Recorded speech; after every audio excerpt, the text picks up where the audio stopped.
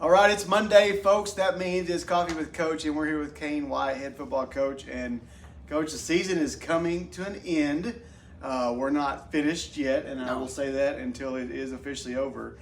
And I realize it's not been what you had hoped and dreamed for as you first year coming to Waldron. But I like to say it is what it is, and nothing you can do about it at this point. It is, but the main goal is still reachable. That's what I mean. People ask me predictions at the beginning of the season all the time, and they ask, win range, and this wasn't in the cards. I didn't think we'd be going into Mena 0-9.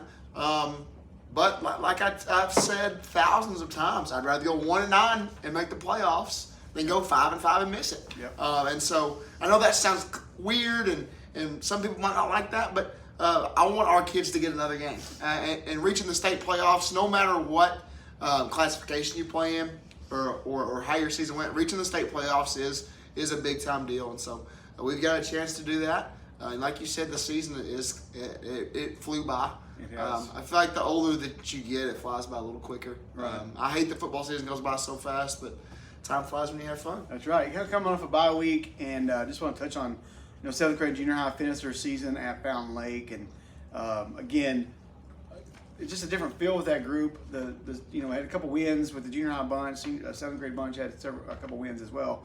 But just looking forward to the future with that group together, because they'll be playing together. Of course, your 9th graders are going to move up. How do you feel about that group and how they've bought in, going into the next season? It's been a pleasure. It's been the most fun I've had probably coaching on Thursday nights in a very long time. And that's just a testament to those kids and their parents and how they've been raised, and they're buying into what we're doing.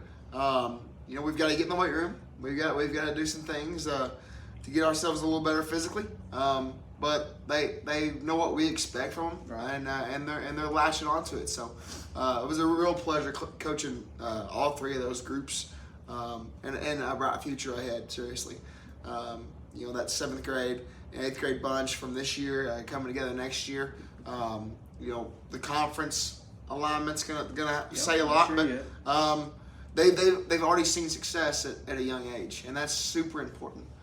When you don't have success in the 7th or 8th grade, it sets you up for failure in the future. And so I'm glad they got a taste of some success going into their 8th and 9th grade years. Right. Well, it's a huge week. Both teams are 0-4 in 7-4A conference play, but it really doesn't matter. You throw the records out the door. If you don't know, this winner goes to the playoffs with a 16 conference. Top 5 go to the playoffs. And so winner goes to the playoffs at this point. Last time we made the playoffs was 2020. It was a weird year. It was a COVID year, and we were slated to play Nashville in the first round, and COVID hit both teams, and it was a forfeit. They got to move on. We actually had to forfeit, but before that, it was 2017, and it was Pea Ridge, and it was a very good Pea Ridge team. But really, playoffs is just not something Waldron football is used to. Right. It was 0-3-0-4 last time before the end. So, other than the playoffs, I'm not sure if you're aware of this, but there is a streak going for Mena Bearcats. It's been 29 years. I've been told. Since the varsity football team has won against Mena. I was actually a sophomore the last time we beat them. I remember getting on the field for special teams, and it was cold, and we've been close. We've had a Hail Mary a couple years ago that beat us. So there's a lot on the line, and the kids playing don't realize the streak. It's those that have been around the program for a while. You don't understand. You don't see that. You know it's a rival, but just because you've heard it. Mm-hmm. You've not seen it. So I'm hoping you get a little bit of that atmosphere. It's going to be a great atmosphere. So what are we looking for Friday night, and what we're going to expect from Mena Bearcats? Well, first off, I'm super excited to coach this football game. I've heard a lot about it ever since I got the job. I haven't been as excited to coach in a football game in a very long time.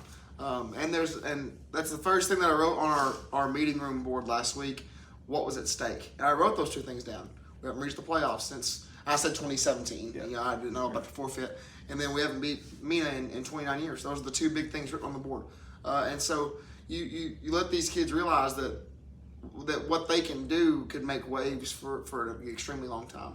And so getting them to realize that they're in a really cool moment, but not making them overthink it. It is just another ball game. It's important, and you want to latch on to how important and fun that moment is. But it's just another ball game, and so it's just going to be a super cool environment to coach in. I'm really pumped about that. But Mena had an extremely balanced team. They do a lot of different things. They line up a lot of different ways. And they've got some guys that are really, really physical. And so I expect us we're going to have to match them physically early or set the tone when it comes to physicality. If we can kind of, hit them in the mouth early, I feel like that would take it a long way. But they've had some guys get hurt. We are finally kind of getting healthy-ish. And so I expect it to be an extremely good football game.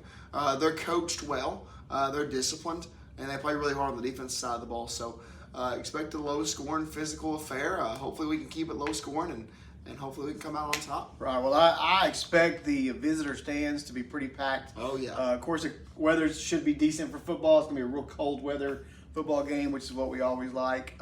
Thursday night, we will have a bonfire pep rally pinning weather there at the stadium there in the parking lot beside the home side.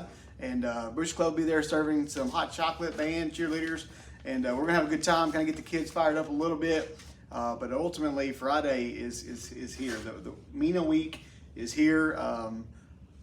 Fortunately, there's no distractions this week, other than the fact that it's Halloween week. It is So Halloween. last Is today question. Halloween or is it tomorrow? Tomorrow. Halloween. So last question.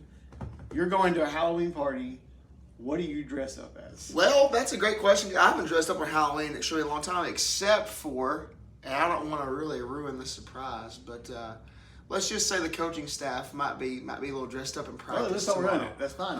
But me at a Halloween party. Oh man, that's a great question. You threw me off with that one. This is gonna shock some people. I might go with SpongeBob SquarePants. SpongeBob SquarePants. That was my jam as a kid, man. Okay. I'll go SpongeBob SquarePants. All right, that was not expected from me either. But Coach, I just throughout the year we've done some questioning just to try to get people to get to know you a little bit, and that's going to do it for this version. Next week, we're hoping and praying that we're doing a playoff edition of Coffee with Coach with Cain White. Absolutely. All right. Pumped That's about it. Hey, let's go Bulldogs TCB.